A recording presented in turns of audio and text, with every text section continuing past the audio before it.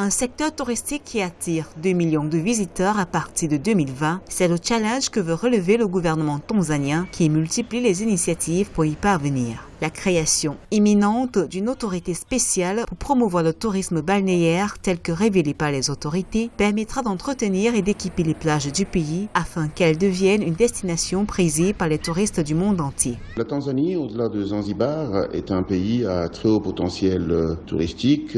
Il y a beaucoup de ressemblances entre le Kenya et la Tanzanie. Ces deux pays portuaires avec des potentiels très similaires. Mais si la Tanzanie voudrait aller beaucoup plus loin, c'est de regarder le Kenya, c'est de regarder également l'Afrique du Sud. Ces deux pays sont, à mon avis, les porte-étendards du tourisme africain. Le tourisme rapporte annuellement plus de 2 milliards de dollars à l'économie tanzanienne, soit 17% de contribution au produit intérieur brut. Toutefois, les acteurs du secteur du tourisme, notamment les voyagistes, déplorent encore un environnement des affaires contraignant du fait d'une forte fiscalité et des lenteurs administratives.